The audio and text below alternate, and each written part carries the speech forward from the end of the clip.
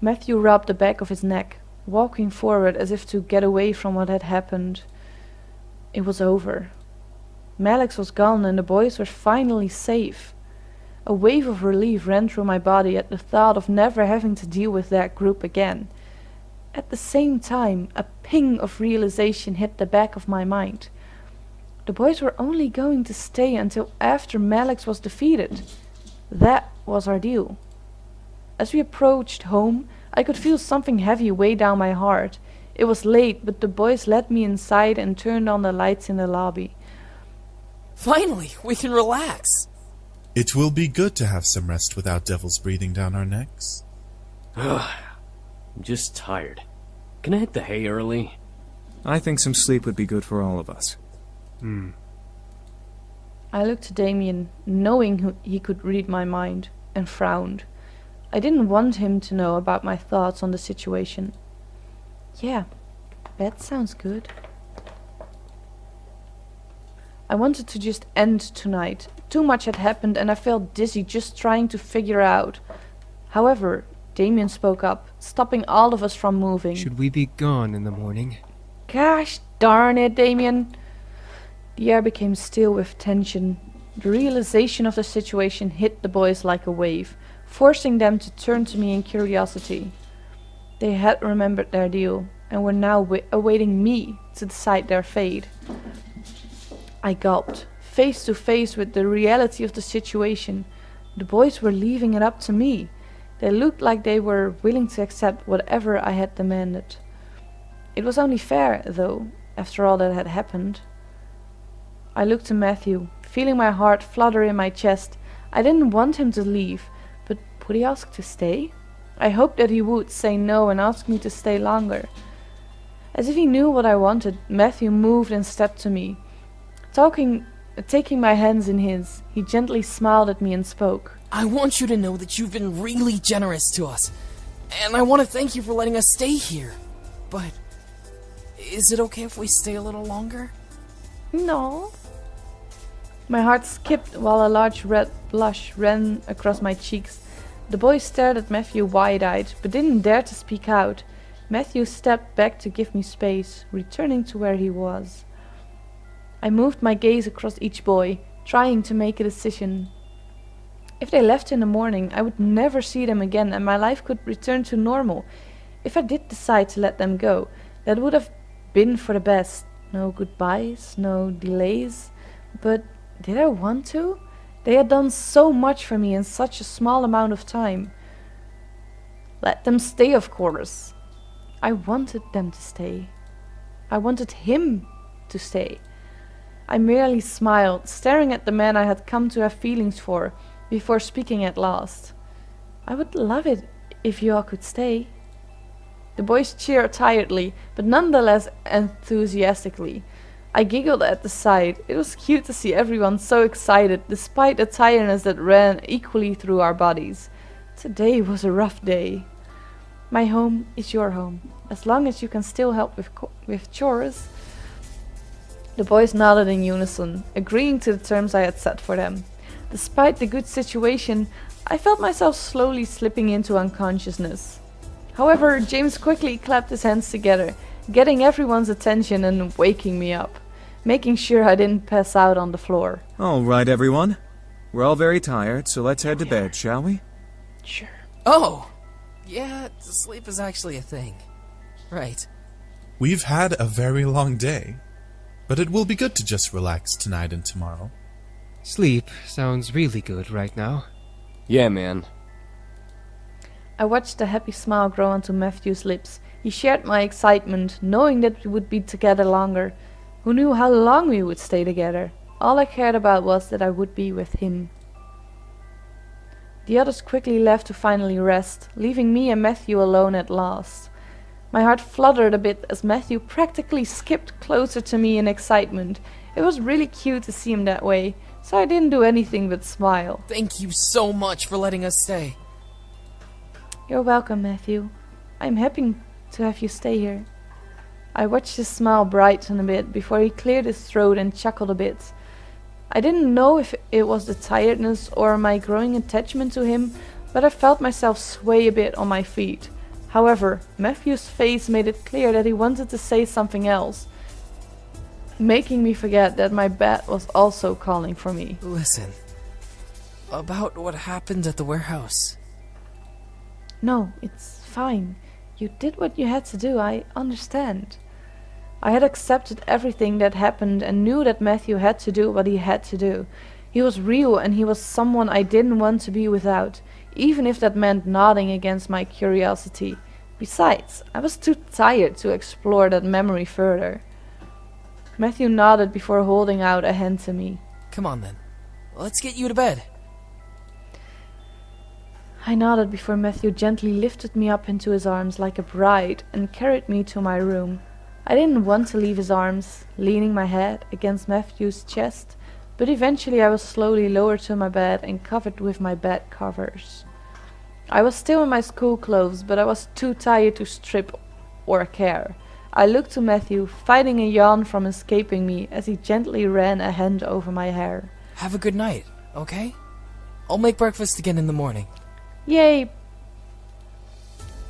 I nodded with a tired smile before watching him slowly stand and leave my room, closing the door. A wave of happiness washed over me as I laid in bed. I made a good choice. Sure, it would be hard, but I could tell that I would be able to manage it. Help around the house and being with a man whom I was slowly starting to fall for, it would be worth it. I slowly felt my exhaustion take over. I let sleep consume me as I drifted into the darkness in my mind. Everything was peaceful. Yeah, and for how long do you think that will be? I was happy. Wait, what? No, come on, don't tell me that is the ending. That cannot be the ending. Right? If that is the ending, then shoot me, because what the heck kind of ending is that?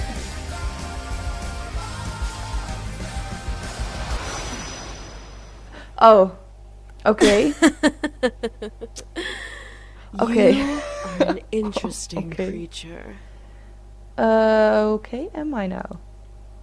Oh boy, who the heck are you? I opened my eyes to see a woman staring down at me with a very sly smirk on her face.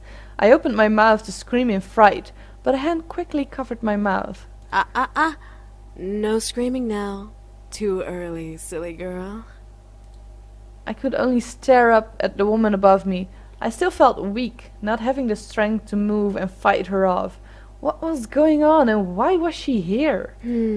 Why do the boys like you?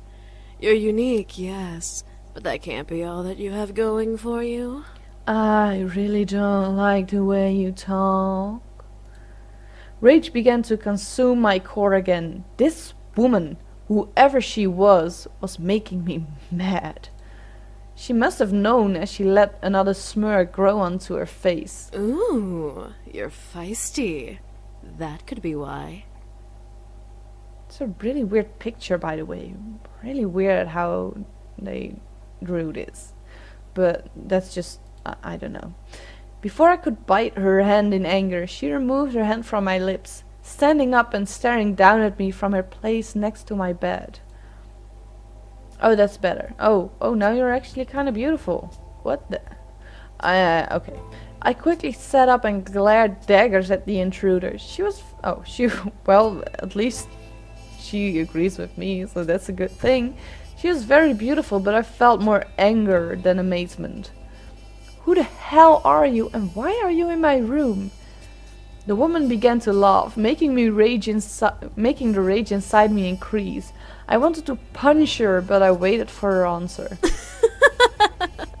How silly of me. I forgot that we demons are not well known of in your world. You can call me Diana, little human. Diana? Demon? You're a demon? Pook, she's a demon. She's a demon, Pook. Attack! I am, but I'm much more than just an average demon. Are you now? What do you mean? Silly girl. I'm a succubus. Of course she is. She's a succubus. I stared at Diana in shock. A succubus? first incubi and now a succubus? Great. I had now met both genders of sex demons. Diana crossed her arms under her bosom and looked at my body. Well, you are pretty. A goody little two shoes, aren't you? I moved out and stood from the bed. Still glaring at Diana. That's a weird sentence. Okay. Why are you here? Oh, I just wanted to see who my competition was. Competition? For the boys, of course. They don't belong here, and yet here they remain. I want to know why, and remedy this little issue. This girl was seriously pissing me off. Issue? What issue? They want to stay here so they can. Silly, uneducated human. You don't understand the important roles these boys play in the abyssal planes. You keeping them here is practically imprisonment. You have about 10 seconds to leave. Is that a threat? How cute. What are you going to do? Kill me? Well, yeah, maybe I will. And if I do? You barely have the strength to stand, little human. I can rip the rest of your energy out and knock you into a coma. You'll never be able to wake up again. Touch me, and I'll... Enjoy every minute of it. I felt my body freeze and heat up to almost a painful haze. My mind began to feel fuzzy as Diana stepped to me and caressed my cheek. Now, you're going to listen to everything I say without any questions. Got it? Mm-hmm. Good. I plan to bring the boys back to the abyssal planes. Why? So that I can take my place as queen of their realm. They have no reason to be here in this silly little world, so I'm going to make sure they return home. Okay, Pumpkin? Don't call me Pumpkin. I nodded but growled. My rage couldn't be concealed, despite the hold I was under. You evil bitch. Call me evil all you want, dearie. Oh, dear. I'm not evil. You're just in my way. Well, dearie, you're in my room and in my way, so just leave, please. I felt Diana lean into my ear and whisper, making me unconsciously shiver in both pleasure and annoyance. Now, be a good little human and go to bed. I'll make sure they're gone before you get home tomorrow from school, so make sure to say goodbye in the morning. I felt my body move on its own to lay in bed and cover itself with my bed sheets. I glared at Diana the entire way down. Diana laughed at my futility. I'll get you. Oh, please do. Oh boy, okay. All of a sudden, her voice deepened and became cold and demonic, sending a violent, scared shiver down my spine. Her red eyes practically illuminated in the darkness of my room as she glared at me. Give me a reason to make your life a living hell. I gritted my teeth, trying to fight back against the hold on me. She couldn't have been that tough. She needed energy to survive, right? I was sure she couldn't have had enough to hold me down forever. Diana then laughed and returned to normal. Oh, and make sure you don't tell the boys I was here. I want my visit to be a surprise. Of course you do. Well, fuck you. I'm not gonna do that. No, I'm just gonna tell you we're there. I think. I don't know. Maybe I don't get the option. I don't know. I don't like you. Get out of my room. I felt the hold on me disappear, allowing me to sit up and practically growl at Diana in rage. What's stopping me? Then you must not care about your friends and family as much as you care for the boys. Oh really? You're gonna threaten my family now and my friends? That's how you're gonna play it? I stopped and stared. What did she mean by that? Was that a threat to my family? Diana smirked at me, knowing the confusion behind my eyes. Let's just say that if you tell the boys about me, I'll make sure that no one will care for you, and you'll be all alone in this little house until the day you die. Well, shit. I could feel fear creeping into me. Alone? How could she do that? The word demon reverberated in my head, reminding me that I was facing off against something supernatural. A human with a shield versus a devil was one thing. A human on her own versus a demon was another. Have a good night. Gee, thanks, Diana. And with that, Diana sank into the floor through a magic purple pentagram, which disappeared as her head vanished into the floor. Sometimes those sentences are just not perfect, not great. I couldn't believe it. I had one problem and now I had another. Instead of a crazy psycho devil who wanted to kill me and the boys, I had a succubus wanting to rule my life and take the boys away. Could my life get any worse? No, I wasn't going to let her win. She's not as powerful as she looks. I know it. I had to mentally confirm it. She wasn't going to win.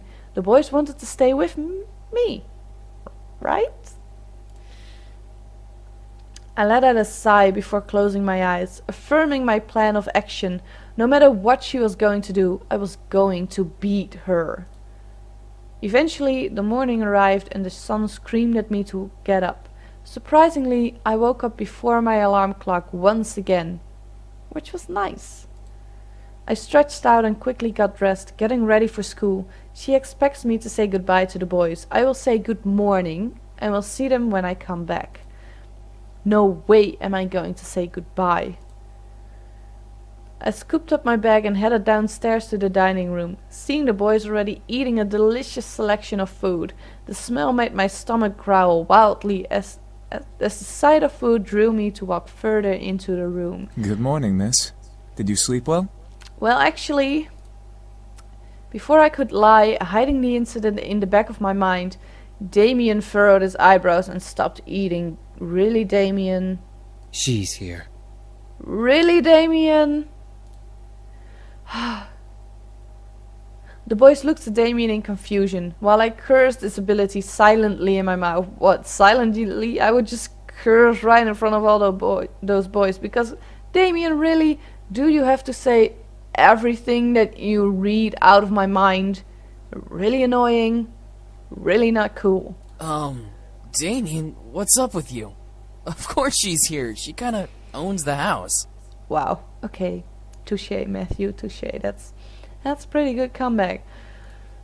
Damien looked to me, wanting me to explain for him. However, the threats that Diana gave me last night warned me to keep my mouth shut.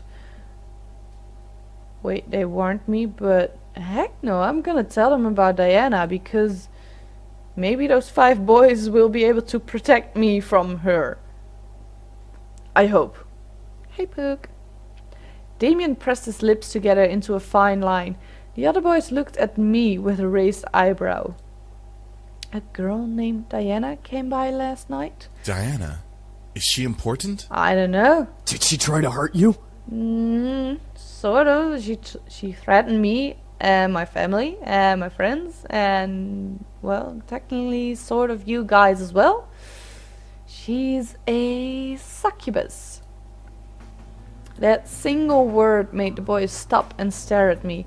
I looked to each boy, unsure of what was going through their minds.